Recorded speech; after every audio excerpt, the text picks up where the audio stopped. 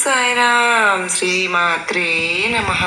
అమ్మ బిడ్డలందరికీ నమస్కారం ఫ్రెండ్స్. ఎలా ఉన్నారండి? ఏం చేస్తున్నారు? అందరూ కూడా సుఖంగా సంతోషంగా ఆయుర ఆరోగ్యాలతో ఉండాలి అని చెప్పి మనస్ఫూర్తిగా నేను కూడా అమ్మవారిని కోరుకుంటూ ఈరోజు అమ్మవారు అందించే సందేశం ఏంటి అంటే కనుక, తల్లి, ఒక వ్యక్తి నీ పాలిట రాక్షసుడు కాబోతూ ఉన్నాడు. వెంటనే నువ్వు తెలుసుకో, లేకపోతే కనుక ఇది సరి అయిన సమయం నువ్వు తెలుసుకోవడానికి. లేకుంటే నీ చేతిలో చిల్లి గవ్వ కూడా లేకుండా చేసి బ్రతుకంతా కూడా ఇక నువ్వు నరకం అనేది అనుభవించాల్సి ఉంటుంది. కనుక ఈ సమయంలోనే నువ్వు తప్పకుండా తెలుసుకుని తీరాలి అని చెప్పి ఏదో తెలియని సందేశంతో ఈరోజు అమ్మవారు అయితే మన ముందుకు వచ్చారండి. మరి అమ్మవారు ఏమి చెప్పినా కూడా అది మన మంచి కోసమే, మన భవిష్యత్తు కోసమే. కనుక ప్రతి ఒక్కరూ కూడా ఎక్కడ స్కిప్ చేయకుండా చివరి వరకు చూస్తేనే కదా మనకు పూర్తిగా అర్థమవుతుంది. ఇక ఆలస్యం చేయకుండా వీడియోలోకి అయితే వెళ్ళిపోదాం. చిన్న రిక్వెస్ట్ అండి, వీడియోలోకి వెళ్ళే ముందు చాలామంది కూడా చెప్పుకోలేనటువంటి సమస్యలతో ఇబ్బంది పడుతూ, ఎవరికి చెప్పుకోవాలో కూడా తెలియక బాధపడుతూ ఉన్నారు. అమ్మవారి ఆశీస్సులతో ఈ సందేశాల ద్వారా మాకు ఎంతగానో మా జీవితంలో కొత్త వెలుగును తీసుకువస్తూ ఉన్నారు అక్క. మేము ఆశించిన మార్పులు మా జీవితంలో జరుగుతూ ఉన్నాయి. మేము చాలా బాధపడ్డాము, కానీ ఆ సమస్యలు ఏవైతే ఉన్నాయో అవన్నీ కూడా ఈ సందేశాలు వినడం వల్ల మాకు పరిష్కార మార్గాన్ని అమ్మవారు మాకు చూపిస్తున్నారు. నిజంగా మీకందరికీ కూడా ఎంతో ధన్యవాదాలండి. అమ్మవారి సందేశాలను మీరు శ్రద్ధగా వింటున్నందుకు 100కు 1000% నమ్మకంతో కనెక్ట్ అవుతూ ఉన్నారు. కనుకనే మీ జీవితంలో అమ్మవారి కృప కలిగి ఉన్నారు. కనుక 100కు 1000% నమ్మకంతో కనెక్ట్ అయ్యి మీ జీవితంలో వచ్చిన మార్పును నాతో షేర్ చేసుకోండి. ఇంకా అమ్మవారి యొక్క సందేశాన్ని తెలుసుకుందాం. మరి తల్లి, నీ పాలిట ఒక వ్యక్తి అయితే రాక్షసుడిలాగా మారబోతున్నాడు. నువ్వు ఆ వ్యక్తిని గుడ్డిగా నమ్ముతూ ఉన్నావు. నీ నమ్మకాన్ని ఆసరాగా తీసుకుని నీ పాలిట ఒక యమదూతలాగా తయారయ్యి నిన్ను అడుగుడును కూడా నష్టపరచాలి. నిన్ను ఏదో ఒక రకంగా అయితే మానసికంగా కృంగ తీయాలి. నిన్ను ఏదో ఒక రకంగా అయితే దిగులు పడేలాగా చేసేయాలి అని చెప్పి 1 కాదు 2 కాదు రకరకాల ప్రయత్నాలలో అతను మునిగిపోయి ఉన్నాడు. కానీ నీ జీవితం అనేది ఎందుకు ఇలా అవుతుంది? అసలు ఈ కష్టాలన్నింటికీ కారణం కూడా ఎవరు అని చెప్పి ఎదురుగా ఆ వ్యక్తి ఉన్నా కూడా గుర్తుపట్టలేనంత దౌర్భాగ్యపు స్థితిలో నువ్వు ఉన్నావు. ఇప్పటికైనా కనీసం ఈ సమయానికైనా కానీ నువ్వు తెలుసుకోకపోయినట్లయితే కనుక నిజంగా బిడ్డ చెప్తూ ఉన్నాను, నీ జీవితం అనేది నరకప్రాయంగా మారుతుంది. ఇప్పుడు నువ్వు తెలుసుకోవలసిన సరైన సమయం ఇది. ఈ సరైన సమయంలో కూడా నువ్వు గ్రహించుకోలేకపోతే నిన్ను కాపాడడం అనేది నిజంగా నా వల్ల కాదు కూడా. కనుక ఇప్పటికైనా తెలుసుకో. దుర్గమ్మ, ఎవరు వారు? ఏం చెప్తున్నారు? నా పాలిట ఎవరు ఆ వ్యక్తి రాక్షసుడిలాగా మారిపోతున్నాడు? నా జీవితాన్ని నాశనం చేయాల్సిన అవసరం ఆ వ్యక్తికి ఎవరు ఇచ్చారు? ఎందుకు వచ్చింది? అలా చేయడం వల్ల ఆ వ్యక్తికి కలిగే ఉపయోగం ఏంటి? నీదే సరైన సమయం అని చెప్పి మీరు చెప్తూ ఉన్నారు కదా. ఆ వ్యక్తి ఎవరో తెలుసుకోవడానికి నేను సిద్ధంగా ఉన్నాను దుర్గమ్మ. దయచేసి నాకు వివరంగా చెప్పండి అని చెప్పి అడుగుతూ ఉన్నావు కదా. అయితే ఈ సందేశంలో ఉన్న ఆంతర్యాన్ని నువ్వు పూర్తిగా గ్రహించాలి అంటే కనుక నేను చెప్పే ఈ కథను జాగ్రత్తగా వినమ్మా. ఒక ఊరిలో ఒక తండ్రి కొడుకు ఉన్నారు. తండ్రి ఎంతో కష్టపడి సంపాదించి కొన్ని ఆస్తులైతే కూడబెట్టి పక్కన పెట్టుకున్నారు. ఇక నాకు ఆస్తులు ఉన్నాయి కదా అని చెప్పి చిన్న వయసులోనే తన కొడుకు తల్లిని కోల్పోతాడు. అయ్యో, తల్లి కూడా లేని బిడ్డ కదా అని చెప్పి కొడుకును అల్లారు ముద్దుగా గారాబంగా పెంచుకుంటాడు ఆ తండ్రి. అయితే ఇలా గారాబంగా పెంచుకోవడమే అతన్ని పాలిట ఒక శాపంలాగా కొడుకు మారాడు. ఎందుకు అంటే చెప్పిన మాట వినకపోవడం, చెడు వ్యసనాలకు బానిస అవ్వడం, ఇంటి పట్టున ఉండకపోవడం, స్నేహితుల మాయలో పడిపోవడం, ఇలా చేస్తూ ఆ పిల్లవాడు తన జీవితాన్ని తానే నాశనం చేసుకుంటూ ఉన్నాడు. ఇదంతా కూడా ఇలా జరుగుతుంది బాబు అని చెప్పి తండ్రి ఎంత నెత్తి నోరు బాదుకుని చెప్పినా కూడా వినే స్థితిలో అయితే ఆ పిల్లవాడు లేడు. ఇక తండ్రికి వృద్ధాప్యం కూడా వచ్చేసింది. ఒకటి దిగులు, తన కొడుకు ఎలా బాగుపడతాడు, తన వ్యసనాల నుంచి ఎలా బయటపడతాడు, తన జీవితాన్ని సంతోషంగా ఎలా మార్చుకుంటాడు, అసలు వీడి జీవితం ఇలాగే ఉండిపోతుందా అని చెప్పి తండ్రిగా ఎప్పుడు బాధపడుతూనే ఉంటాడు. ఒకరోజు ఆ కొడుకు రాత్రి పూట ఒక కుటుంబాన్ని పిలిచి బాగా ఆలోచించుకుని ఆ కొడుకుని గురించి రెండవ రోజు తన కొడుకుని పిలిపించుకుని తండ్రిని అరుస్తూ తిడుతూ, తండ్రి ఏంటి పిలుస్తున్నావు నన్ను అంటూ వస్తాడు. ఎందుకు పిలిచావు నన్ను, నేను బయటకు వెళ్ళాలి, నాకు పని ఉంది, త్వరగా చెప్పు వెళ్ళాలి అని చెప్పి చాలా పొగరుగా అడుగుతూ ఉంటాడు ఆ కొడుకు. అయితే ఏం లేదు బాబు, నేను ఇవాళ రేపు చనిపోతాను అని నాకు అనిపిస్తోంది, నా వయసు కూడా అయిపోయింది, నా చేతుల్లో బలం కూడా లేదు, నా కాళ్ళు నడవటానికి కూడా సహకరించటం లేదు, నేను ఈ యొక్క సమయంలో 1-2 రోజులు మాత్రమే నువ్వు నాకు ఇవ్వు, నీ సమయాన్ని 2 రోజులు ఇచ్చావంటే నేను నిన్ను సంవత్సరాలు పెంచినందుకు కృతజ్ఞతగా నాయన నాకు ఇవ్వు, తండ్రిగా నేను ఒక్కటే అడుగుతాను, ప్రేమను చూపించకపోయావు నాయన, కాస్త నీకు ఇన్నాళ్ళు ఎంతో మంచియో చెడో ఏదో ఆస్తో పోగు చేసి నీకు ఇచ్చాను, దానికోసమైనా సరే నీ యొక్క సమయంలో నుంచి 1-2 రోజుల సమయం నాకు ఇవ్వు అని చెప్పి అంటాడు. ఈ ముసలాతనికి నా మీద చాదస్తం బాగా ఎక్కువైపోయింది, నా వెనక ఎందుకు ఇట్లా పడ్డాడు, సరేలే 2 రోజులు అంటున్నాడు కదా, ఈ 2 రోజులు తన కోసం టైం కేటాయిద్దాం, నాకు ఇంతటితో ఏం మునిగిపోతుంది, వదిలిపోతుంది అని చెప్పి పీడ వదిలిపోతుంది. మొదటి రోజు అయితే తన కొడుకుని పిలిచి, బాబు తండ్రి దగ్గర అక్కడ పక్క గదిలో బీరువా పక్కన గోడ గడియారం ఉంది కదా, ఆ స్టూల్ మీద ఆ గడియారం ఇలా తీసుకురా నాయనా అని చెప్పి చెప్తాడనమాట. ఈ ముసలాయనకి గడియారంతో ఎందుకో ఏం పని వచ్చిందో అని చెప్పి తిట్టుకుంటూ ఆ గదిలోకి వెళ్ళి ఆ గడియారాన్ని అయితే పట్టుకుని తన తండ్రి దగ్గరికి తీసుకొస్తాడు. కొడుకు, బాబు ఈ గడియారం చూసావు కదా నాయన, ఇందులో టైం ఎంత అయింది అంటే చెప్తాడనమాట. 10:10 అయ్యిందిలే అని చెప్తాడనమాట. ఈ గడియారాన్ని తీసుకుని వెళ్ళి పెద్ద మార్కెట్లోకి వెళ్ళి, మన ఇంటి దగ్గరలో ఉంది కదా పెద్ద మార్కెట్, ఆ మార్కెట్ దగ్గరికి వెళ్ళి పెద్ద మార్కెట్ల దగ్గరలో ఒక్కొక్క కొట్టులోకి వెళ్ళి, అంటే ఒక్కొక్క షాప్లోకి వెళ్ళి ఈ గడియారం ధర ఎంత పలుకుతుందో అడిగిరా నాయన, నువ్వు అమ్మవద్దు, ఎవరికి ఇవ్వవద్దు, కానీ దీని ధర ఎంత పలుకుతుందని చెప్పి అడిగిరా చాలు అని చెప్పి ఈ పని చేసి పెట్టు నాయన అంటాడు. సరేలే అని చెప్పి ఆ గడియారం విలువ తెలుసుకోవాలని అడిగితే పోతుంది కదా, మనకెందుకులే, గడియారాన్ని తీసుకున్న పిల్లాడైతే మార్కెట్కి బయలుదేరి ఒక కొట్లో అడుగుతాడు. ఫస్ట్, అయ్యా ఇదంతా పాతదైపోయింది, అయితే దీనికి 300 ఇస్తానయ్యా అని చెప్పి అంటాడు ఒక అతను. ఇంకో కొట్లోకి వెళ్తేనేమో, ఇది దేనికి పనికొచ్చుద్ది, పాత సామానాలకి కింద వేసేసేయండి, 200 ఇస్తారు అని చెప్పి ఇంకొకళ్ళు అంటారు. ఇంకొకళ్ళేమో 200 ఇస్తానంటారు, ఇంకొకళ్ళేమో 100 ఇస్తానంటారు, ఇంకొకళ్ళేమో 600 ఇస్తాను అంటారు. చివరికి 600 ఎక్కువగా అనిపిస్తుంది ఆ పిల్లవాడికి.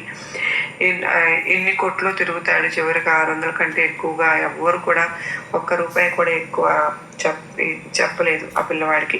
సరే అని చెప్పి అదే మాట ఇంటికి వచ్చి వాళ్ళ నాన్నకైతే చెప్తాడు. నాన్న, నేను అన్ని షాపుల్లో అడిగాను, ఎక్కడ అడిగినా సరే కూడా 200, 100, 300 అని చెప్పి 400, 500 అని ఇట్లా చెప్పారు. కానీ చివరికి ఒక షాప్ అతను మాత్రం 600 అని చెప్పారు. అంతకుమించి ఎక్కడా కూడా ₹1 కూడా ఇవ్వలేము అని చెప్పారు అని చెప్తాడనమాట. అప్పుడు సరే నాయన పెట్టేసేసి వెళ్ళి ఇంకా అని చెప్పి ఎక్కడ చెప్తాడు. ఇక ఆ గడియారం ఎక్కడైతే తీస్తాడో అక్కడ పెట్టేసి వెళ్ళిపోతాడు ఆ పిల్లవాడు. ఇక రోజు నైట్ అలాగా పడుకుంటారు, ఎవరి పనుల్లో వాళ్ళు చూసుకుని. మళ్ళీ ఉదయం అవుతుంది, ఆ పిల్లవాడు చక్కగా స్నానం చేసి వాళ్ళ నాన్న దగ్గరికి వస్తాడు. నాన్న, నేను బయటకు వెళ్తున్నాను అంటాడు.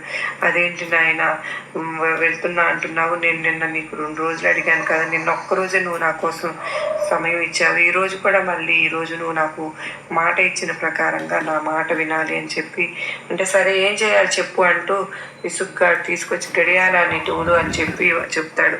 ఆ గడియారాన్ని తీసుకుని వస్తాడనమాట. ముసలతను పని పాట లేదు, పోయేవాడు పోకుండా గడియారం మీద పడ్డాడేంటని మనసు తిట్టుకుంటూ గడియారాన్ని తీసుకుని వస్తాడు. బాబు ఇప్పుడు ఈ గడియారాన్ని తీసుకెళ్ళి పెద్ద మార్కెట్కి వెళ్ళి ఇక అక్కడ గడియారం యొక్క విలువ ఎంత అని చెప్పి అడిగి, ఆ గడియారంలో సమయం అడగవద్దు, ఇప్పుడు ఎంత అయిందో ఒక 11, 12 అయింది కదా, ఈ యొక్క తిరుగుతున్న సమయం విలువ ఎంత అని చెప్పి నాకు తెలుసుకుని రావాలి అని చెప్పి చెప్తాడమ్మా. సరే నాన్న అని చెప్పి వాళ్ళ నాన్నమ్మ ఇంకా ఈ ఒక్కరోజు పని చేస్తే తనకి ఇక ఫ్రీడమ్ దొరుకుతుంది కదా అని చెప్పి వాళ్ళ నాన్న అడిగింది సరే అని చెప్పి సంతోషంతో మార్కెట్కి బయలుదేరతాడు. మార్కెట్కి బయలుదేరి మళ్ళీ నిన్న అడిగిన కొట్టుల్లో అన్నీ తిరుగుతాడు. ఆ నిన్న అడిగిన కొట్టుల్లోకి వెళ్ళి అడుగుతాడు, ఈ గడియారంలో సమయం అయింది కదా, ఈ యొక్క అయిపోయిన సమయం యొక్క విలువ ఎంత అని చెప్పి అడుగుతాడు. ఆ యొక్క కొట్టు వాళ్ళు, అరే నువ్వేమైనా పిచ్చి పట్టిందే, నిన్నేమో గడియారం అమ్మడానికి వచ్చావు, ఇప్పుడేమో సమయం విలువ ఎంత అని నీకేమైనా పిచ్చి పని పాట ఏం లేదురా, ఇంట్లో కొట్టులోకి వెళ్తే నీకెటు పని పాట లేదు ఉన్నట్టుంది, కనుక గడియారాన్ని పట్టుకుని తిరుగుతున్నావు కొట్లమ్మటి, నువ్వు ఈ కొట్లో నుండి వెళ్ళిపోతావా లేదా అని చెప్పి మొహానే విసుక్కున్నట్టుగా మాట్లాడతారు. ఇంకా భుజం పట్టుకుని నెట్టేసేస్తారు కూడా కొన్ని చోట్ల. 6, 7 కొట్లు 10 కొట్లు కూడా తిరిగాయి. చివరికి ఒక కూరగాయలు కొట్టు అబ్బాయి దగ్గరికి వెళ్ళి అడుగుతాడనమాట. అతను అంటే కష్టం యొక్క విలువ, సమయం యొక్క విలువ తెలిసిన వ్యక్తి ఆ కూరగాయలు అమ్మే వ్యక్తి.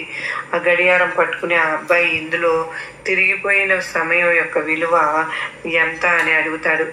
ఆ యొక్క ప్రశ్నలో ఎంతో గొప్ప విలువ కనిపిస్తుంది అతనికి.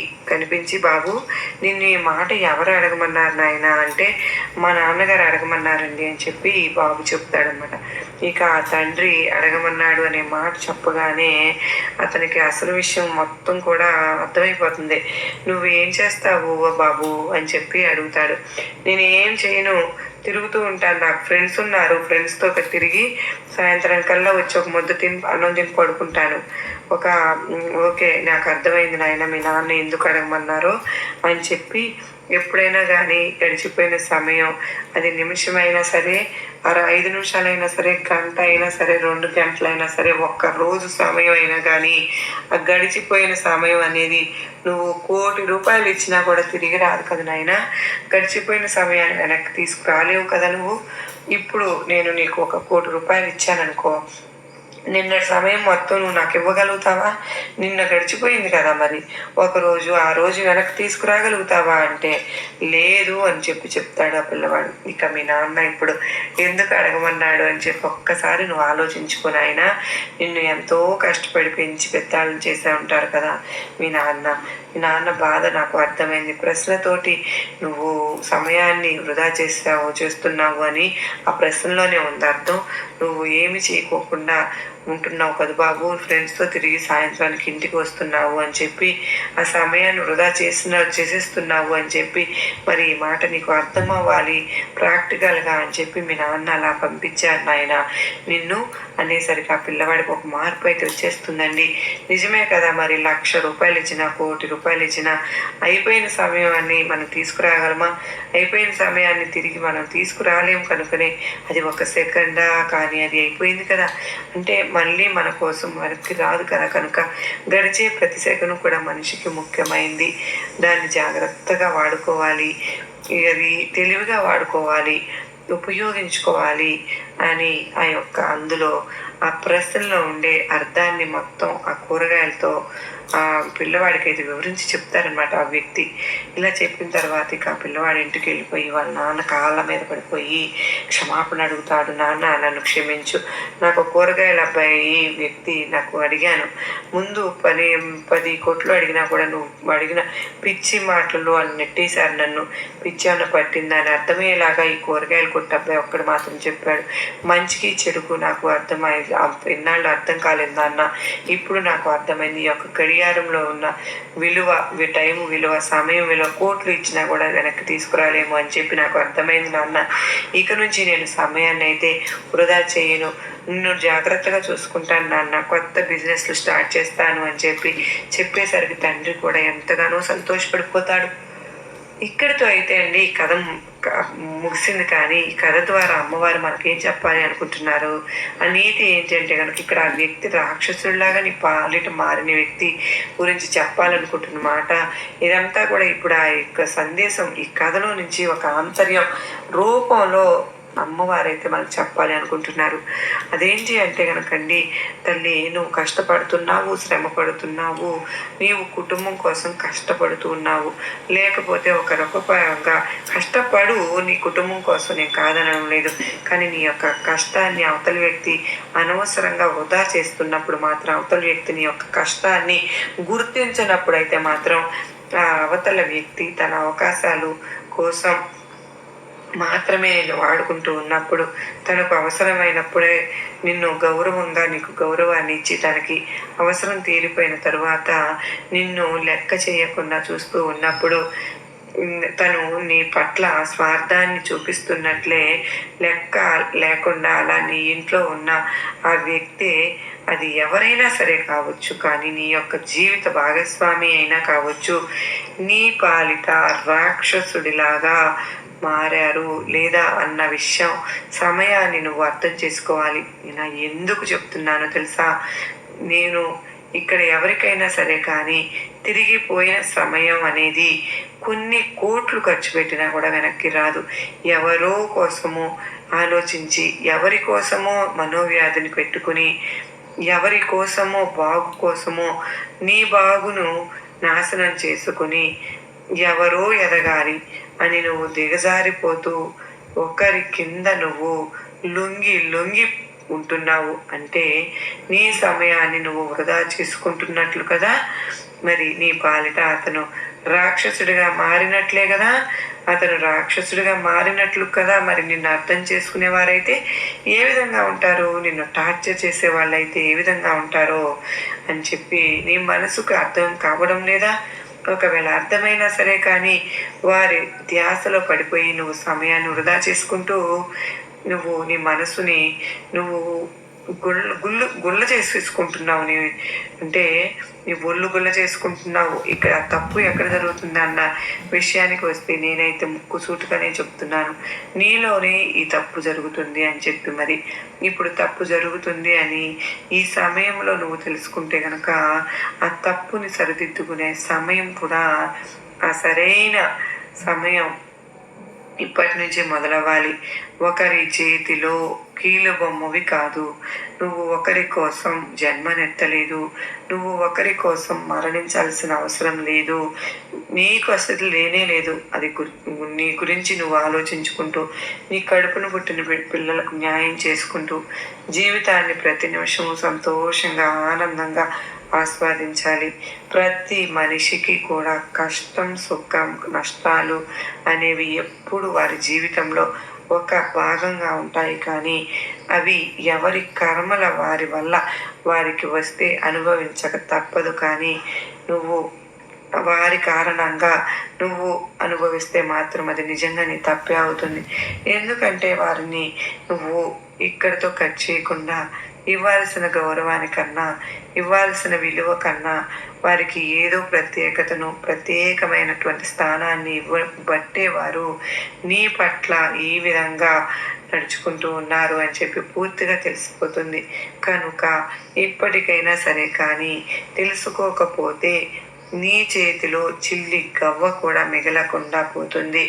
బ్రతుకు అనేదంతా కూడా నరకప్రాయంగా మారిపోతుంది. కనుక ఆ వ్యక్తి ఎవరు, తన దగ్గర ఎంతవరకు ఉండాలి, ఎంతవరకు మాట్లాడాలి, తన గురించి ఎంతవరకు ఆలోచించాలి, ఎక్కడ తన పనిని నిన్ను నష్టపరుస్తుందో అక్కడ కట్ చేసేయాలి. నీ యొక్క జీవితాన్ని నువ్వు ఎలా అందంగా మార్చుకోవాలి, నీ యొక్క ధనాన్ని నువ్వు ఎలా జాగ్రత్త చేసుకోవాలి, అతని మాయలో పడకుండా ఉండాలి అంటే నీ యొక్క తెలివితేటలను ఏ విధంగా ఉపయోగించుకోవాలి, వీటన్నింటిని బట్టి నీ యొక్క బ్రతుకును స్వర్గం చేసుకునే అవకాశం అయితే ఉంది. నీ చేతుల్లోనే ఉంటుంది. మరి తల్లి ఎందుకు చెప్పాను అంటే గనక, ఎవరిని ఉద్దేశించి చెప్పాను అంటే, ఎవరి కోసం చెప్పాను అని చెప్పి నువ్వు గ్రహించగలవు నాకు తెలుసు. అలాగే ఈ సందేశంలో ఉన్న ఆంతర్యం నీకు అర్థమైంది అని చెప్పి కూడా నేను అనుకుంటున్నాను. మరి చూశారు కదండి, అమ్మవారి యొక్క సందేశంలో ఉన్న ఆంతర్యం మీ అందరికీ కూడా నచ్చింది, అర్థమైంది అని చెప్పి గ్రహించారు అని అనుకుంటున్నాను. మరి అమ్మవారి మీద మీకు పూర్తి నమ్మకం, విశ్వాసం ఉంటే కనుక ఈ వీడియోకి అయితే ఒక లైక్ అయితే ఇవ్వండి. లైక్ ఇచ్చిన వెంటనే మీకు ఈ ఛానల్ మొదటిసారిగా చూస్తూ ఉన్నారా, ప్లీజ్ అండి అమ్మ సన్నిధిలోకి మొదటిసారిగా వచ్చిన వారు ఎవరైతే ఉన్నారో తప్పకుండా సబ్స్క్రైబ్ చేసుకుని నాకు సపోర్ట్ అయితే ఇవ్వండి. మీ సపోర్ట్ నాకు ఎంతగానో అవసరం. మరో చక్కని అమ్మవారి సందేశం కలుసుకుందాం. అంతవరకు కూడా అమ్మవారి యొక్క ఆశీస్సులు మన మీద, మన కుటుంబ సభ్యులందరిపైన ఉండాలని మనస్ఫూర్తిగా కోరుకుంటూ ఉన్నానండి. నిజంగా అమ్మవారి నవరాత్రుల్లోనే మీ కోరికలన్నీ తీరాలని, మీరందరూ సుఖ సంతోషాలతో ఉండాలి అని చెప్పి ఆ తల్లిని కోరుకుంటూ, మరలా మీ అందరినీ కలుసుకునేంతవరకు మీరందరూ కూడా చక్కగా అమ్మవారి నవరాత్రులను చక్కగా చేసుకుంటున్నారు. మీకు శుభాకాంక్షలు కూడా నేను తెలియజేసుకుంటున్నాను. మరి అందరూ బాగుండాలి, అందరిలో నేను ఉండాలని కోరుకుంటూ, సర్వేజన సుఖినో భవంతు.